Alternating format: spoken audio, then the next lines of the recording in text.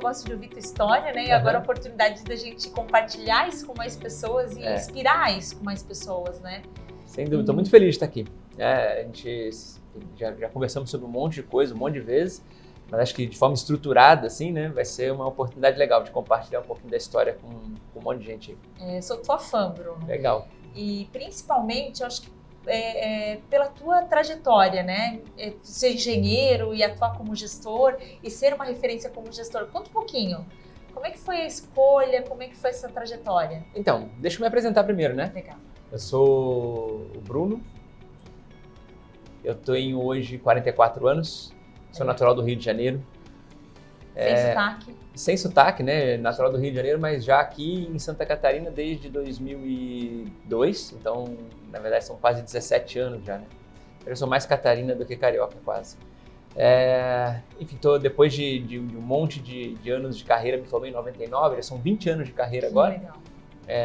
Estou de volta no grupo de comunicação, na NSC Comunicação, numa posição super bacana tocando a área de produto e operações, novos negócios, inovação. Então, estou num momento bem especial, bem feliz aí da carreira. Voltar para casa com uma pegada diferente, né? É isso, depois de 12 anos na RBS, né? Na RBS. Aí fiquei 5 anos fora e há 3 meses de volta aí na NSC agora. Lá em Floripa, né? Lá em Floripa. Até por conta do doutorado também, que fica mais fácil, exatamente. Né? Eu estava lá faz 2 anos de volta a Floripa, né? Desde o início de 2017. Fazendo doutorado, no meio do processo, no meio do programa, né? E agora de volta à NSC, isso aí. Que bacana, Bruno. E me fala um pouquinho, assim, né? Eu te conheço já como gestor. Sim. Né? E você com 32, 33 anos, inclusive, foi indicado para aquela pesquisa dos CEOs do futuro. Né? Então, imaginar ali que com 30 e poucos você já é uma referência de liderança. Legal. Já tem um reconhecimento por isso e formal por isso, que é a FIA que conduziu, né? Sim, o processo de avaliação. Como é que foi isso para ti? Assim, tu pensava em ser gestor? Tu construiu a tua carreira pensando nisso? Isso foi tudo... Assim, nunca teve uma meta, vou ser gestor, vou ser diretor. As coisas foram acontecendo, né? Então, eu me formei em engenharia de computação, né? Então, na área de TI, lá em São Paulo, na Unicamp. E meu primeiro emprego foi na Procter & Gamble, que é aquela indústria americana, Sim. né? E na Procter & Gamble foi muito bacana, porque foi uma experiência mágica, assim, né? Na verdade, eu tive um pouco de sorte de ter entrado na Procter & Gamble. Eu acho que foi um componente de sorte importante no início da carreira. Porque eu entrei num recrutamento na área de TI na época, mas a parte bacana é que eu fui para a área de TI, mas alocado num time de vendas. Então, na época, a Procter estava montando times multifuncionais de vendas para atender as grandes contas de varejo, né, no Brasil. E eu fui alocado num time desse com sede em Porto Alegre. Então, eu era um recurso de TI desse time e, por conta disso, eu vivia acompanhando os gerentes de venda, os líderes de negociações, enfim, nas visitas aos clientes, né? Então, durante 2 anos eu fiz isso. E fui me apaixonando por estar próximo das pessoas, por estar próximo dos clientes, né? Não atrás do computador, né? Não atrás do computador. Então, em algum momento lá, eu falei, eu não quero mais ficar programando ou conectando as coisas aqui atrás do computador, eu quero ir para frente de batalha, né? E aí foi muito bacana porque a Procter foi uma empresa que apostou nisso, né? Que bacana. Eu falei, quero sair da área de TI, quero ser vendedor. 2 anos depois que eu tinha entrado. E aí eles, como assim? Né? Você tá maluco? Não, eu quero por isso. Enfim, no final das contas deu certo, né? Eles apostaram. E aí eu comecei a lidar na frente de vendas com negociações e, né, com tudo mais, com um baita suporte de treinamento, de desenvolvimento, sabe? Que a empresa tinha. E isso foi construindo. Então, acho que assim, o estar com as pessoas na frente de vendas, de grandes negociações. Vender, na real, é influenciar, né? Se relacionar. É influenciar as pessoas para levar para um caminho, né? Vender produtos ou vender ideias, sim, na real, são coisas bastante semelhantes, né? Sim. E com todo esse suporte, eu fui me apaixonando pela ideia de influenciar os outros, de convencer os outros de algumas coisas. E acho que a liderança veio um pouquinho natural daí. E, evidentemente, que junto a isso vem também grandes líderes que nos inspiram, né? Então, na Procter & Gamble tinham pessoas de altíssimo gabarito, de altíssima competência, né? Me lembro do Eduardo Barp. E eu te perguntar, tem algum nome assim? Tem 2 caras que foram marcantes, assim. Eu fiquei 4 anos na Procter & Gamble só, mas nesses 4 anos tive 2 líderes marcantes, o Eduardo Barp e o Pedro Pitella, que hoje são grandes executivos da Diageo, da Johnson & Johnson, enfim. Que bacana. Né? E que me inspiraram muito, assim, para essa carreira um pouquinho mais na linha de liderança, né? De começar a me tornar um líder a partir disso. E bacana, assim, porque você faz uma formação completamente de exatas, né? Completamente de programação, de tecnologia, e se apaixona por uma área completamente diferente, que é relacionamento, que é influência, né? É isso aí. Te deu um pouquinho de dor de barriga de pensar assim, ó, vou mudar completamente de área? Ah, sem dúvida, né? E assim, ó, quando eu tava na época lá, tem aquela história do nerd, né? O nerd de ser aquele carinha mais tímido, o cara de computação é o cara que tem um estereótipo, né, de que vai para a área quem é mais tímido, e de fato eu era bastante mais tímido. Reservado. E o que fez muito sentido para mim na Procter é que naqueles primeiros anos de transição da carreira de TI para vendas, eles me convenceram de que eu podia, né? De que vendas, na real, tem um bocado de processo, de técnica, né, que você vai no início aplicando com um pouquinho mais de dureza e tal, depois você vai pegando o jeito e a coisa vai. E aí você faz a transição suavemente, né? Suavemente. Alguém apostou em ti, né, Bruno? Te viu lá. Esse é um negócio muito importante, né? E legal, Bruno, assim, porque você sai de uma área completamente técnica, né, com essa característica de nerd, para ir para uma área que, tecnicamente, onde a gente espera pessoas mais expansivas, né? Na real, que competências você acha essencial? Ali, me parece que a gente está falando muito mais de competência comportamental do que competência técnica, né? Me parece acho que é um pouco dos dois sempre, né? Tem sempre um misto, né? Da curiosidade, talvez, mas hoje, assim, que competências que tu viu que foi importantíssimo nessa tua abertura de mente para deixa eu encarar uma outra área? Não, a questão de encarar uma outra área teve muito a ver com um gosto pessoal mesmo, sabe? Assim, de você se identificar, né? Porque a gente, na real, a gente escolhe a profissão muito cedo, né? O curso de graduação, pelo menos, né? É muito cedo, sem base, né? Sem vivência, né? Então, e aí eu fui para a área de computação na época, eu nem sei te dizer muito bem por quê, né? Talvez um pouco por esse traço de timidez, que em algum momento eu me via assim, me percebia assim. Mas depois de 2 anos atuando efetivamente, eu vi que aquilo não fazia nenhum sentido, né? E aí ter estado em contato com a área de vendas da empresa, lá da Procter & Gamble na época, foi muito importante. Porque aí eu entendi o dia a dia, entendi um pouquinho das capacidades, das competências, né? O tema de influenciar pessoas a partir de negociações, de técnicas de negociação, enfim. Eu me encantei com aquilo. Eu falei, puxa vida, eu quero esse negócio, né? Quero ser bom nisso, né? Então, essa transição para a área de vendas, ela teve muito mais a ver, talvez, com me descobrir mais. Porque eu não queria aquilo lá, foi importante, eu acho, né? Ter vivido a área de TI durante um tempo, mas logo depois eu já me dei conta de que não era por ali. Eu posso dizer, então, que talvez a palavra-chave, a competência-chave é experimentar? Se propor a experimentar. Eu acho que sim. Porque, de repente, assim, eu vejo grande parte dos profissionais, às vezes, assim, muito numa zona de conforto, né? Eu fiz essa formação, naturalmente eu tenho que ter essa trajetória. Por que eu vou me propor a isso? Eu acho que experimentar foi o grande gatilho ali para você se identificar, né? Eu acho que sim. Experimentar, mas junto a isso, assim, se conhecer, né? Experimentar a partir do autoconhecimento, né? Bacana. Então, eu acho que você ir aprendendo a se conhecer e muito a partir de feedback, né? Eu acho que feedback externo é um negócio super importante, né?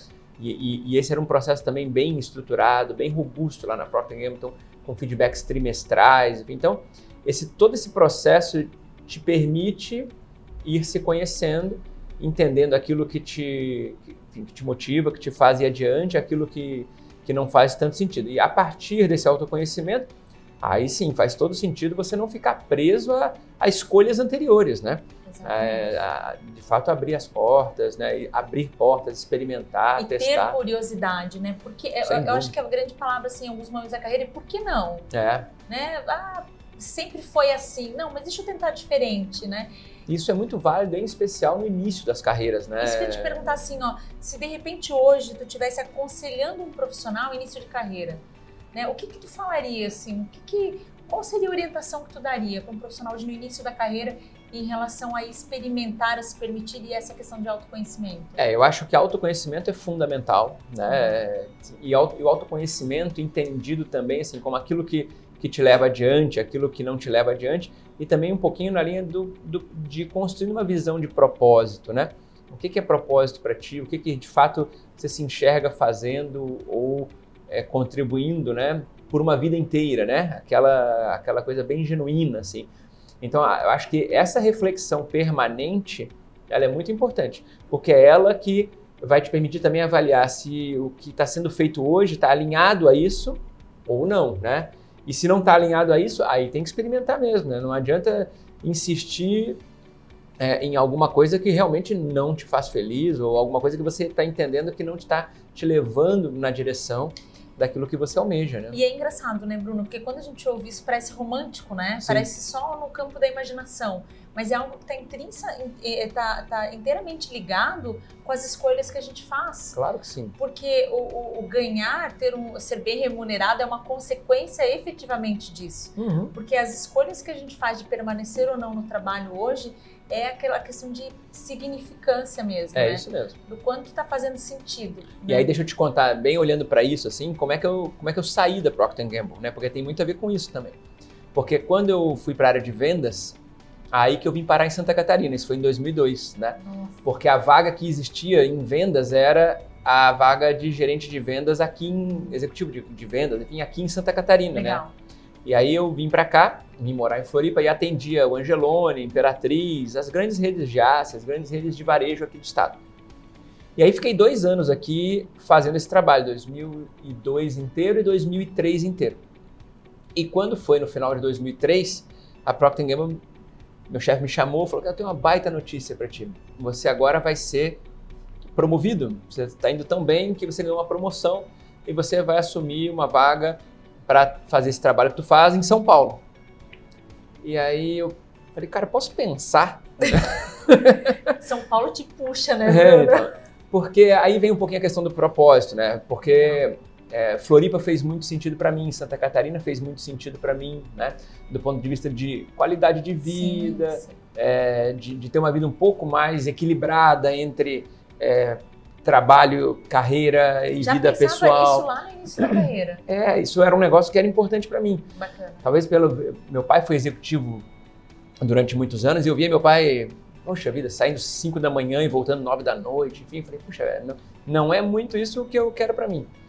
E aí, naquele momento quase inconsequente, né, eu falei, não, eu preciso sair dessa empresa, né, porque nessa empresa eu não tenho condições de permanecer aqui em Santa Catarina.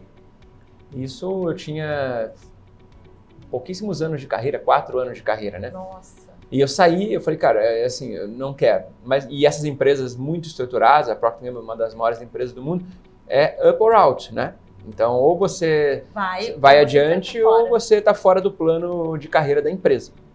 E aí, enfim, eu entendendo isso, aí que eu vim parar na RBS, porque aí eu me abri um pouquinho para o mercado, fui conversar com alguns colegas, algumas pessoas que eu conhecia na época e surgiu essa vaga na RBS, porque eu me vinculei naquele momento a um propósito, uma parte do propósito, né, que é de equilibrar a vida pessoal e profissional de uma maneira adequada para que fosse sustentável, né, assim, a entrega profissional. Que bacana. E aí você entrou em Florianópolis, ficou esse tempo todo e voltou para Florianópolis. Florianópolis também te puxa, né? Não, mas isso aí, Florianópolis é apaixonante, né? Enfim, eu sou suspeito para falar, porque de fato em 2002 eu fui em Florianópolis, que eu comecei minha carreira na RBS. Lá.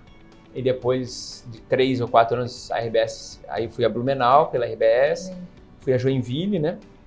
Aqui em Joinville alguns anos fiquei 4 anos aqui pela RBS, depois mais 3 pela Sociesc depois, né? E agora estou de volta em Floripa. Então, de fato, Floripa me puxou de volta lá. Que Que legal, Bruno. E como é que está o teu momento agora de carreira, né? Você está de volta para o grupo, mas numa roupagem muito diferente. A gente conversando esses dias, estava no Vale do Silício, esses dias fazendo uma visita técnica, né? É isso. Então, essa coisa da inovação parece que é algo muito forte para ti, né? De não fazer o mais do mesmo, né? Não se conecta contigo isso. Isso é muito bacana. E aí, voltando para o tema, a gente falou um pouquinho de feedback atrás, né? Assim, de você ir recebendo feedbacks ao longo do tempo, né? Especialmente no início de carreira, muito importante para que você vá se percebendo, construindo esse autoconhecimento. E ao longo dos primeiros anos da minha carreira, eu sempre recebi esse feedback da disposição ao risco, né? Da disposição de assumir riscos controlados, enfim. Então, de fato, a inovação ou a disposição por assumir riscos sempre teve no meu DNA aqui. E o meu doutorado foi um pouquinho nessa linha, né? Então, quando eu fui fazer o doutorado, comecei o doutorado na UFSC aqui em 2017, lá no Departamento de Gestão do Conhecimento, né? Engenharia e Gestão do Conhecimento, foi também nessa linha da inovação, de trabalhar com processos de inovação.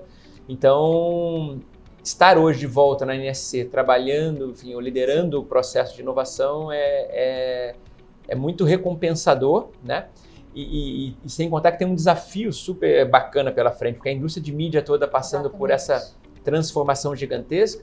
E quando a gente olha o cenário, né, da indústria de mídia mundial, ninguém ainda achou um fio da meada, enfim, a solução de todos os problemas. Então, não tem ninguém que a gente possa olhar, se inspirar e dizer, puxa vida, é mais ou menos por aqui, vou copiar. Exatamente. Né? Tá todo mundo tateando, experimentando, e eu estou tendo a chance lá na NSC de liderar esse processo, e a gente tem uma trajetória bacana, eu acho, para construir nessa direção.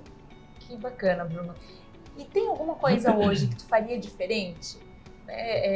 Eu te conheci gestor, você trouxe muito essa questão de feedback, de ter pessoas acompanhando a tua carreira de forma a ser mais assertiva possível, mas se hoje, né, você pudesse voltar atrás, o que você anteciparia ou o que você faria de diferente? Acho pouco provável, né, que tenha alguma coisa, porque você sempre foi muito disposto a fazer diferente, né? A experimentar e de forma muito calculada, mas sempre se proporcionar isso, né? Mas teria algo? Delícia, quando a gente fala, essa pergunta é uma pergunta capciosa, assim, né? Porque quando a gente fala, tem algo que você faria diferente, pode estar subentendido aí, assim, alguma coisa assim, chegou num lugar que não queria, ou coisa assim. E acho que não, eu sou sempre da visão de que, poxa, eu sou fruto das minhas escolhas, né? As minhas escolhas me trouxeram até aqui hoje. Estou feliz hoje? Estou feliz hoje. Então tudo funcionou bem, né? Agora, olhando para trás, o que eu acho que foi importante, né? E que talvez eu pudesse, em alguns momentos, ter feito mais. E que eu acho que eu deixo como mensagem, assim, é de fato tomar decisões, da pessoa ser capaz de tomar decisões de encerrar ciclos, sabe? Uma vez tu me deu um livro, né, tu me sugeriu um livro que foi sensacional, foi muito inspirador para mim. Ele coloca um ponto final, né? E foi um livro que me inspirou muito em alguns momentos da minha vida. Mas quando eu olho para trás, eu vejo que fechar ciclos foi muito importante. Então, tomar a decisão de encerrar, né? Porque já não dá mais, ou porque não está fazendo sentido, ou porque tem algo melhor, ou porque, enfim, o propósito está me levando para um caminho diferente de um propósito de longo prazo.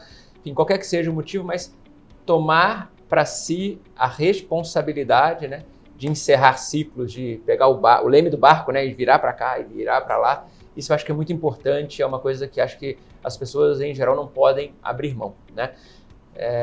Se a gente deixa de fazer escolhas... Alguém faz pela gente. Alguém faz pela gente. A gente está fazendo a escolha de não assumir a responsabilidade, né? O deixar de fazer escolha é uma escolha. É uma escolha. Né? E é engraçado, Bruno, que a gente fala muito desse livro, né? Eu gosto muito desse livro, de fechar ciclo. E eu lembro que tu falou assim, que o capítulo que mais me chamou a atenção foi o lance da poda. Isso, exatamente. Então, né? É um livro de cabeceira para eventualmente a gente estar consultando. Esse é para ler regularmente, assim. Porque ele provoca essa reflexão, né, de o ciclo, assim, o que está acontecendo está bacana, o que a gente precisa podar, né, cortar para que aquele ramo que realmente quer crescer. A gente quer que floresça forte, saudável e bonito. Envolve autoconhecimento, autorresponsabilidade, leitura de cenário também. Claro. Envolve correr risco. Sem dúvida. Né, Bruno? Sem dúvida. Porque, infelizmente, muitas vezes, quando a gente faz uma escolha, a gente não tem todas as informações na mão. E eu preciso tomar uma decisão. Deixa eu te contar, tem uma passagem, no mesmo livro que o livro me inspira, nessa linha de tomar risco e fazer escolhas, tem uma passagem de um filme do Indiana Jones, que... Já te contei essa? Já? Que é sensacional. Eu não acho aquele livro do Em Busca do Graal, do Santo Graal, alguma coisa assim. Mas no final do filme ele está em busca do Graal, e ele passa por um monte de privações e um monte de dificuldades, e ele chega num grande salão, e o Graal está lá do outro lado, e tem um grande abismo na frente dele. E ele está lembrando ali dos mandamentos, né, do bom cristão, se não me engano, enfim. Mas aí ele chega diante do abismo, poxa, agora estou eu e o Graal lá e um abismo no meio, né? O que eu preciso fazer? O que eu preciso fazer? E aí ele se dá conta de que ele precisa ter fé, né? Ele falou, eu preciso ter fé no passo que eu tenho para dar, e ele dá o passo no abismo. E quando ele dá o passo no abismo, o caminho se abre, né? O caminho surge. Eu acho que é um pouco isso, né? Assim, a gente muitas vezes se vê diante do que a gente quer, de um abismo, e esse passo que é importante dar, a gente às vezes abre mão, né, e desiste. E às vezes tem que dar o passo no abismo, o caminho vai surgir, né? Exatamente. Se a gente está seguro de que é o caminho, ele vai aparecer. Ele fala disso, eu lembro do Moisés abrindo o Mar Vermelho, né? Porque ele teve que dar o primeiro passo para abrir o Mar Vermelho também, né? Também. Então é um ato de coragem. Né? Tem uma figurinha que eu gosto muito, que é de uma corujinha enfrentando uma chuva. E ela fala assim, se não tem coragem, se tem medo, vai com medo mesmo. Né? E arriscar, né? E se proporcionar isso. Né? Sim. Mas você perguntou do meu próximo passo, né? O que é esse próximo passo? E assim, eu acabei de dar o próximo passo, né? Faz 3 meses, agora vai fazer 3 meses, daqui uma semana, que eu tô nesse próximo passo, né? Então, assim, olhando concretamente, o meu próximo passo é construir tudo que eu me propus a construir nesse desafio atual. Mas qualquer que seja o momento da carreira em que eu estiver, eu acho que o próximo passo vai ser sempre olhando para o propósito. Né? Eu acho que o propósito... Essa palavra está meio batidona, assim, as pessoas têm falado muito disso, né? Mas cada vez que eu penso nisso é mais importante, sabe? O que é aquilo que realmente faz sentido, né? Que você se enxerga contribuindo e sendo capaz de realizar por uma vida inteira, né? Então, esse farol, né, das nossas vidas, da nossa carreira, do que quer que seja, das nossas escolhas, né? Esse farol, ele precisa estar claro.